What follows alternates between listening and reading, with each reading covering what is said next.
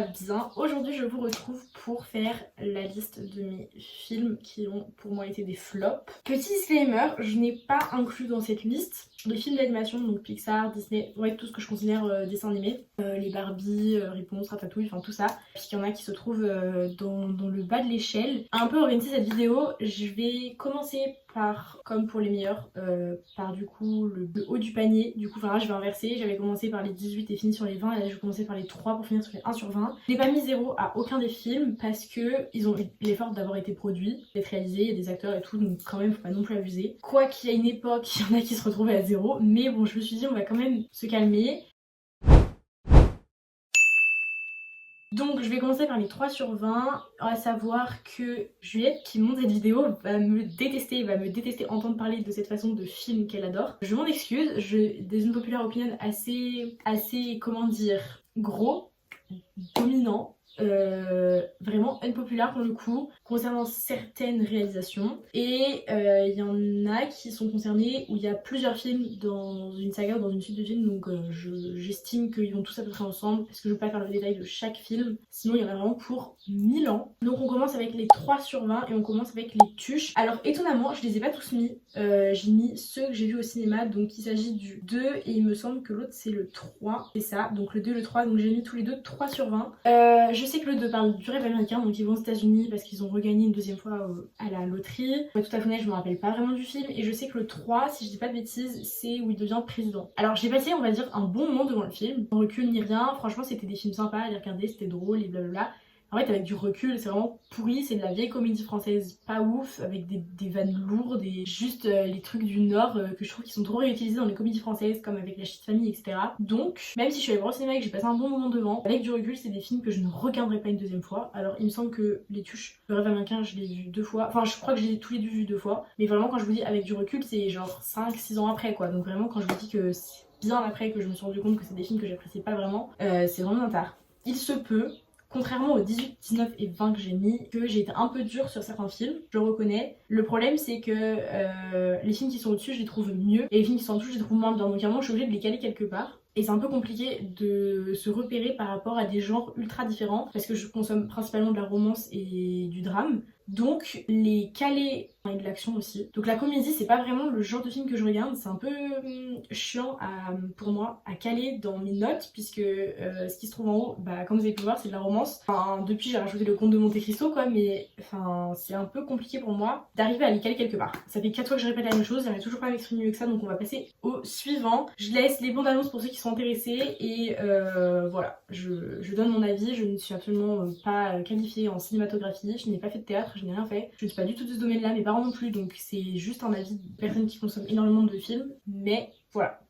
Juliette, je suis vraiment désolée, ce qui va suivre va me déglinguer, et heureusement qu'il n'y a pas beaucoup de gens qui me regardent parce que mon dieu je me ferais sillonner. Il s'agit de, enfin guillotiner pardon, il s'agit de la saga Harry Potter. J'ai tout mis à 3 sur 20.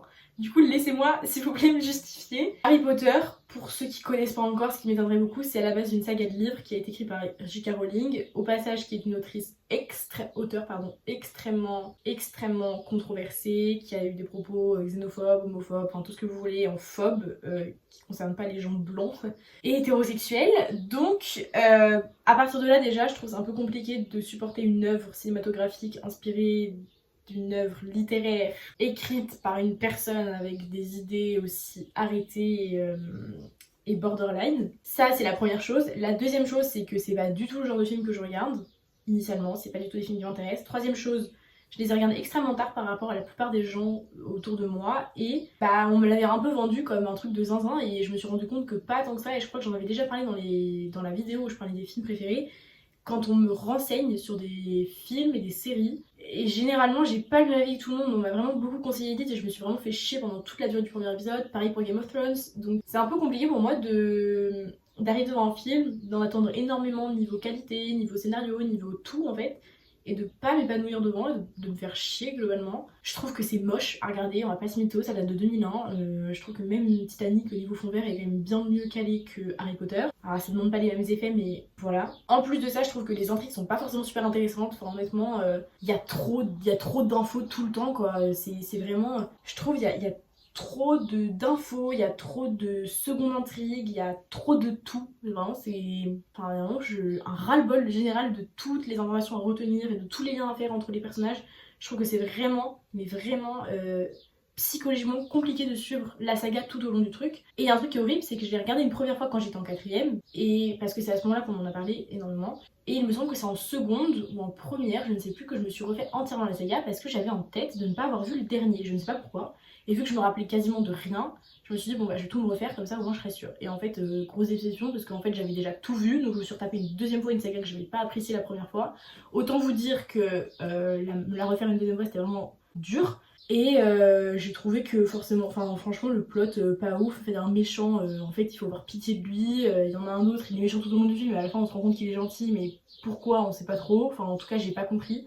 Il y a peut-être aussi une part de ça pour la raison pour laquelle j'ai noté aussi bas cette saga. Alors j'ai tout mis à 3 parce que honnêtement je trouve pas qu'il y en a un qui soit forcément mieux niveau scénaristique si c'est pas... Enfin je sais qu'il y a énormément de personnes qui disent que le Prisonnier d'Azkaban est un des meilleurs de la saga. Je laisse les fans débattre là-dessus parce que moi je suis vraiment pas du tout assez calée sur le sujet pour donner mon avis, mais ouais franchement j'ai pas aimé quoi, enfin il n'y a pas d'autre chose à dire. J'ai mis 3 et pas 1 parce que je trouve quand même que pour l'époque c'est quand même pas trop mal réalisé et que les acteurs étaient vraiment relativement jeunes. Le jeu d'acteur est pas dégueu pour la plupart, mais voilà, encore une fois visuellement parlant, moi c'est pas du tout le genre de truc que j'aime regarder, scénaristiquement parlant absolument pas, c'est pas du tout le genre d'intrigue qui m'intéresse et qui m'attire initialement. Donc forcément ça joue sur la note, c'est peut-être pas juste de noter par rapport à ça, mais voilà. Il y avait un autre film dans cette liste dont je ne vais pas parler, il s'agit de Barbie, princesse super-héros là.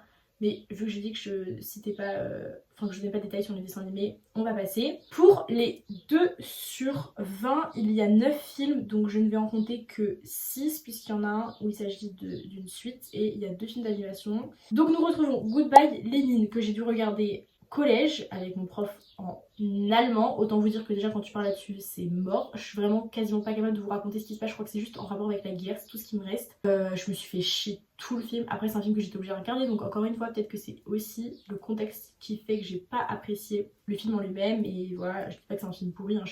D'ailleurs, je crois qu'il a raflé quelques récompenses parce que les Allemands sont très forts sur les films historiques un peu, mais non, je dis des bêtises, il a pas raflé de récompenses. Donc je me tais carrément.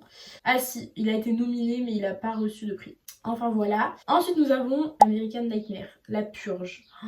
Oh là là, et moi ça me terrifie. C'est un film d'horreur. Moi c'est vraiment le dernier genre de film que j'ai envie de regarder. Quand les gens me proposent de regarder des films d'horreur, je passe toute la durée du film sous une couette à jouer aux Sims. Et ce film là, je sais plus qui m'a forcé à le regarder, mais vraiment je pense que ma pote qui me force à... Jade, si tu passes par là, vraiment je te déteste. J'ai été malade à cause de toi en regardant Conjuring. J'ai pas pu fêter Halloween, j'étais malade pendant 2 jours, donc là vraiment La Purge pareil, ça m'a... Ah vraiment, alors autant les trucs de tueur en série, j'ai pas de soucis. Pour les gens de se faire découper, torturer et tout, ça me dérange pas. Autant là, je trouve que psychologiquement, c'est vraiment mais complètement barré. Je veux dire, c'est quoi l'intérêt? C'est trop bizarre. Elle vient d'où l'idée de se dire, ah bah tiens, on va faire un film, et puis en fait, dans le film, et bah les gens, ils vont frapper à la porte des autres le soir d'Halloween pour aller les tuer. Enfin, dans quel monde? Je pense qu'il y a déjà assez de mauvaises choses qui se passent sur Terre pour inventer ce genre de scénario. Et puis, l'intrigue déjà de base m'a pas du tout attirée. Je répète encore une fois qu'on m'a forcé à regarder ce film. Vraiment tous les films d'horreur qui vont suivre, s'il y en a d'autres, c'est qu'on m'a forcé à les regarder. Et j'ai pas en tête que le jeu d'acteur soit incroyable et que en plus la fin du film elle est nulle. Enfin bref, le plot twist, enfin le retournement de situation, il est nul à chier.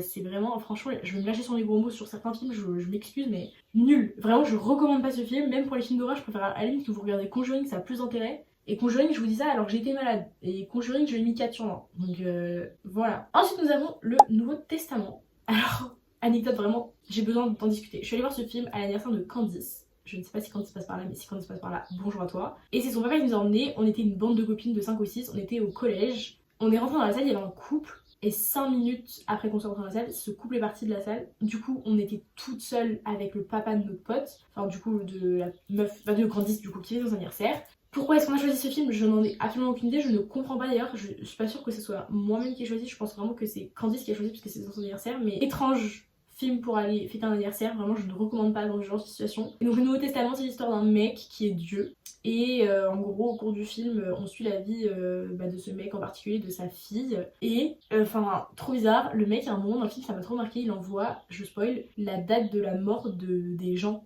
Du coup les gens ils voient quand est-ce qu'ils vont mourir, donc il y a par exemple un mec Enfin, il y a une meuf qui est dans son bain, par exemple, avec un sèche-cheveux à côté, elle voit mort dans 30 secondes. Bah, les gars, 30 secondes plus tard, on a compris qu'en fait, l'électricité avec l'eau, c'était pas une bonne idée, donc on comprend qu'elle va se faire électrocuter. Il y en a un autre ici qui va mourir dans je sais pas combien d'années, donc il saute 46 fois dans l'immeuble pour tomber dans un camion, parce qu'en fait, bah, on sait qu'il va pas mourir avant super longtemps.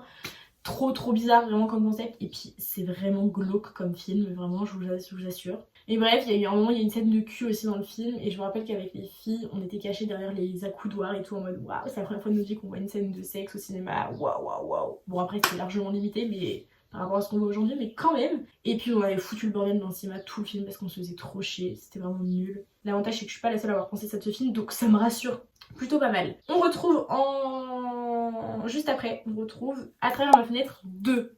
Je me permets de m'expliquer. Ici, je n'englobe pas la saga complète pour avoir vu les 3 films. Le 3, j'ai vraiment pas dû mettre une grosse note non plus, franchement. Genre un 10, c'est vraiment possible que j'ai mis 10. Je vais pas aller chercher parce que j'ai pas que ça à faire. Mais j'ai mis 10 au premier et il me semble que j'ai mis 10 au deuxième aussi. Parce que c'était pas non plus dégueu. Alors en revanche, le 2, ni queue ni tête, que des scènes de cul. Aucun intérêt, enfin scénaristiquement parlant, ça apporte rien. L'introduction de personnages inutiles. La mort d'un personnage, on sait pas à quoi ça sert. Franchement, la fin est nulle. En fait, je trouve que initialement, la suite du film, alors j'ai pas lu les livres encore, ils sont là. J'ai les 2 premiers, le 3e va arriver dans pas très longtemps. N'empêche que, initialement, c'est quand même une histoire d'amour, et là on part sur un espèce d'accident, enfin ça devient un drame en fait, c'est plus un film romantique, c'est un drame. Ça n'a aucun sens, ça n'apporte rien au couple principal de Raquel et d'Arès. Je trouve ça trop décevant, je pensais vraiment qu'il y avait à avoir autre chose que ça. Et vraiment, je rigole pas quand je vous dis qu'il y a que des scènes de sexe, c'est que au bord de la piscine, tous les couples, dans la maison, tous les couples, dans l'eau près d'un bateau, tous les couples, ou dans le bateau également, enfin vraiment que ça. Pendant, je sais pas, le film doit durer 1h45, il y a 45 minutes que de scènes de cul. Je suis sûre que vraiment si on recoupe, je vais pas avoir le chiffre devant moi, mais on met ma main à couper, ou juste mon petit doigt, mais quand même. Donc pour moi, aucun intérêt dans la saga. Et je trouve que du coup le 3 quand même relève un peu la fin, enfin le 2, mais bon c'est pas non plus une saga incroyable, je pense que juste ça a fait du bruit au moment où c'est sorti et ça s'arrête là quoi, ça sera jamais un grand film. Mais si on veut regarder le 3, il faut absolument regarder le 2, enfin j'ai l'impression, pour avoir regardé le 3, qu'il fallait absolument regarder le 2. Je voulais pas regarder le 3 initialement, je m'étais dit non, on va s'arrêter là, le massacre. Et après je me suis dit bon, autant finir la saga pour avoir un avis général sur l'histoire, sur l'intrigue. Je regrette pas forcément de l'avoir regardé, mais croyez-moi, je vais pas le regarder une deuxième fois. Hein. Pourtant j'avais regardé le premier 2-3 fois il me semble, donc c'était quand même pas complètement dégueu, enfin d'après moi. Mais ça partait d'une bonne intention, mais ça s'est mal terminé. Ensuite, nous avons la duologie Time is Up avec Bella Thorne. J'ai voulu regarder ce film parce qu'il y avait Bella Thorne. Je n'ai pas fini le premier, j'ai regardé le deuxième. Je n'aurais pas dû. Trop bizarre. Vraiment, je me suis sentie cringée du début à la fin. Une meuf, alors pour changer de ce que je vous ai dit, de ce dont j'ai déjà parlé dans les films que j'avais préférés, il me semble que j'avais déjà évoqué le fait qu'il y ait une meuf littéraire et tout, qu'avec le bad boy, maintenant c'était un peu devenu la norme sur les films romantiques. C'est le cas ici, sauf que c'est fait de manière vraiment cringe. L'acteur principal, je sais plus comment il s'appelle, je vous mets sa tête juste là avec son prénom, je crois qu'il s'appelle Benjamin quelque chose. C'est l'ex-fiancé de Bella Thorne. Il faudra aussi peut-être un jour faire une vidéo que sur Bella Thorne pour vous expliquer à quel point cette meuf est étrange, mais on juge pas la vie des gens, juste là on va juger ce film. Donc le premier je l'ai pas terminé, et le deuxième je l'ai fini, mais globalement je me suis fait vraiment chier et je me suis sentie très mal à l'aise tout au long de la durée de ce film. Si je me souviens bien, c'est un mec qui fait de la natation, une fille littéraire, enfin du coup le mec vous imaginez un bad boy etc, comme il faut, avec des tatouages et brun, grand ténébreux. La fille qui adore la littérature et qui est toute sage et innocente et qui a un petit copain, mais en fait on se rend compte qu'elle aime pas, juste c'est le cadre de vie qu'on lui impose. C'est tout ce dont je me rappelle pour être tout à fait honnête du film. Je sais que dans le deuxième ils partent en voyage et lui il revoit une personne avec qui il a déjà une histoire avant, et en fait c'est trop bizarre parce qu'ils se séparent, ils se remettent ensemble, enfin c'est un peu aucun sens, c'est un peu After en moins bien et en plus condensé. Donc je recommande davantage After à Time is Up. J'ai voulu regarder parce qu'il y avait Bella Thorne et que j'ai vraiment beaucoup aimé Midnight Sun et que je l'ai regardé plusieurs fois ce film, mais vraiment Time is Up je vous conseille pas. La fin est franchement j'allais dire décevante, mais en fait quand vous voyez tout le film c'est limite en fait, je pensais quand même que la fin allait être mieux que ça. Je sais pas pourquoi d'ailleurs, il aurait peut-être fallu que je me rende à l'évidence dès le début du film. Mais non, sans intérêt. Jeu d'acteur pas extraordinaire en plus de ça. Donc non, je ne recommande pas. Et les deux sont sur Netflix si ça vous intéresse. En ce qui concerne Goodbye Lenin, je suis pas sûre que vous puissiez le trouver. La Purge, si jamais il est dispo quelque part, je vous le mets là. Le Nouveau Testament, pareil, c'est dispo quelque part, je vous le mets là. À travers ma fenêtre, c'est Netflix. Et pour les Harry Potter, je suppose que c'est Disney, mais je vais m'assurer de cette information. Les Tuches, j'en ai aucune idée. Le dernier film noté à 2 sur 20, il s'agit de Astérix et Obélix. Je me rappelle pas du nom, c'est celui qui est sorti il y a pas très longtemps, L'Empire du Milieu. Alors, je suis allée voir au cinéma, c'est le dernier film que je suis allée voir au cinéma avec mes parents. Parce que on a regardé quasiment tous les Astérix Obélix, il me semble. En tout cas, du plus loin que je me souvienne, au cinéma. Après notre réunion familiale. Et là, étant donné que c'était Guillaume Canet qui a engendré le rôle de Astérix, et qu'il y avait Jonathan Cohen qui faisait une petite intervention et tout, je m'étais dit, allez, enfin pas une intervention d'ailleurs, un rôle, mais je m'étais dit ça peut être sympa.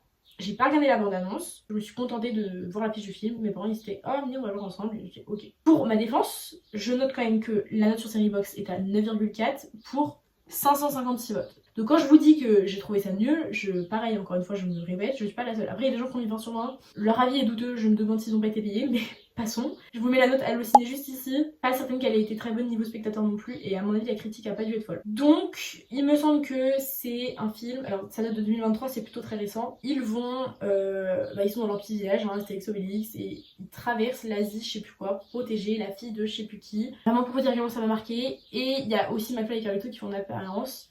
Il y a un truc qui a été énormément reproché au film, c'est, au-delà de l'intrigue, le fait qu'ils aient voulu mettre plein de têtes d'affiches pour attirer le spectateur. Donc effectivement, il y a Guillaume Canet et Gilles Lelouch qui incarnent les deux personnages principaux, Vincent Cassel dans le rôle de César, mais il y a Jonathan Cohen qui a été plutôt pas mal reconnu ces derniers temps pour La Flamme, etc. La fille qui joue, je sais plus, il y a une actrice très connue aussi qui joue dedans, que j'aime bien je crois, dont je me rappelle pas le nom du personnage ni l'intérêt dans le film, Angèle, je suis con. Voilà, donc il y a quand même pas mal de personnes assez connues qui ont joué dans le film. Marion Cotillard, mais en fait ils ont juste joué sur une tête d'affiche pour vendre le film et c'est franchement pas réussi parce que les gens s'attendaient à bien mieux que ça et il se trouve que on a tous été déçus. Franchement, si je l'avais pu ne pas le regarder, je ne l'aurais pas regardé et encore moins au cinéma parce que payer pour aller voir une telle merde, c'est vraiment dérangeant. Je vous lis quand même le résumé en plus de la bande-annonce. Nous sommes en 50 avant JC. L'impératrice de Chine est emprisonnée suite à un coup d'état fomenté par Deng Tenkin, un prince félon. Aidé par Grand de Maïs, le marchand phénicien. Bon, en fait, je vais pas vous lire parce que j'arrive pas à lire, je suis trop loin de mon ordinateur. Donc vous irez dans le résumé vous-même ou alors la bande-annonce vous tentera. Nous arrivons donc aux derniers films qui sont notés à 1 sur 20. Je vais commencer par le moins connu entre guillemets. Il s'agit de La Nonne. J'ai été forcée de le regarder. Encore une fois, c'est un film d'horreur. Moi, tout ce qui est religion dans les films, ça me met trop mal à l'aise, ça me fait peur, ça me terrifie. Il y a un truc trop bizarre qui se passe quand je regarde des films d'horreur liés à la religion. Donc Conjuring, c'est pour ça que ça me met super mal à l'aise aussi. Et là, vraiment. Alors, ce qui est drôle, c'est que j'ai rigolé devant une grosse partie du film parce que quand on l'a regardé, j'ai 2 potes qui se sont endormis devant et une pote qui était morte de rire parce qu'elle le regarde énormément. Enfin, c'est plus ma pote maintenant, mais c'était une personne que je connaissais, avec qui j'étais traînée, qui regardait énormément de films d'horreur et en fait, elle avait trouvé ça vraiment pourri niveau scénaristique et pas du tout flippant. Après, encore une fois, on n'a pas toute la même sensibilité à ce genre de film. Et en gros, c'est une fille qui se retrouve dans une église, mais je sais même plus ce qu'elle y fait. Franchement, je vous dis à quel point m'ont marqué ces films, c'est que je me rappelle jamais quasiment pour aucun de ce qui s'y est passé. Donc, globalement, c'est pas spécialement beau à regarder, c'est terrifiant. Alors après, c'est aussi un peu le but du film, donc voilà. Je sais pas trop si c'est normal que j'ai mis cette note-là, mais je pense que vraiment mon avis sur les films d'horreur est vraiment extrêmement biaisé, puisque quand je les regarde, c'est pas moi qui décide de les regarder. Donc voilà, je vous laisse la bande-annonce, et puis si jamais ça vous intéresse, je vous encourage à le regarder si ça vous intéresse. Je sais pas où il est disponible, je vous le mets juste ici, et puis... Enfin, je dis je depuis tout à l'heure, mais c'est Juliette qui fait tout ça. On la remercie d'ailleurs fortement. Et si jamais c'est dispo quelque part en plateforme de streaming légale, parce qu'on rémunère le travail des artistes, ce sera mis en description pour ceux qui sont intéressés. Et nous finissons, oulala, oh, mon dieu, cringe à mort avec Le Fabricant de larmes. Il va falloir qu'on passe vraiment 5 bonnes minutes sur l'explication de ce film, ça me dérange fortement. Film le plus cringe que j'ai jamais regardé. Donc encore une fois, une romance. Alors c'est plutôt d'ailleurs une dark romance qu'une new romance. Enfin je sais pas trop d'ailleurs en fait. Non c'est plutôt un drame romantique. Je pense que je peux qualifier de cette façon sans me faire attaquer. C'est écrit romance fantastique. Il n'y a pas du tout de fantastique dans cette histoire, je sais pas pourquoi ils écrivent ça. Première chose, le contexte. Non. Je sais pas si c'est à la base tiré d'un livre.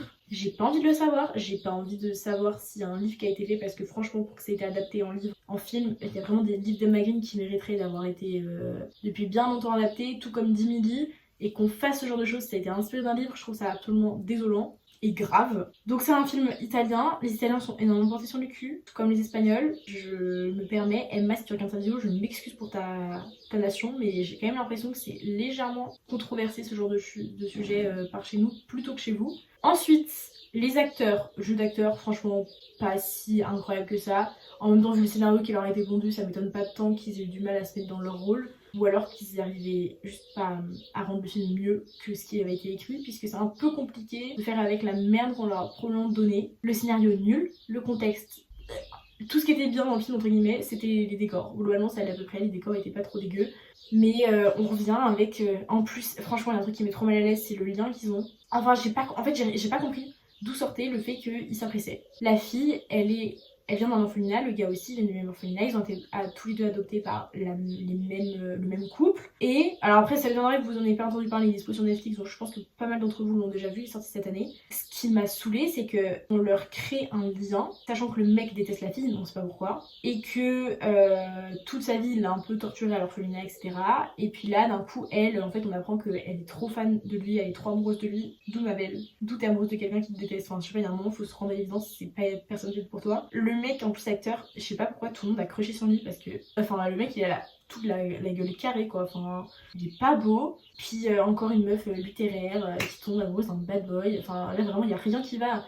C'est cliché as fuck au niveau des persos. Le scénario il est pourri, vraiment il n'y a pas eu d'effort de fait. On a été noté à 11,9 pour 185 votes. Alors après, encore une fois, faudrait peut-être, je vais vous sortir le chiffre de Sens Critique quand même parce que Seriebox n'est pas non plus l'appli la plus utilisée. Je vous donne les chiffres de Sens Critique, puisque Sens Critique est quand même plutôt, d'après moi, quelque chose de pas trop mal.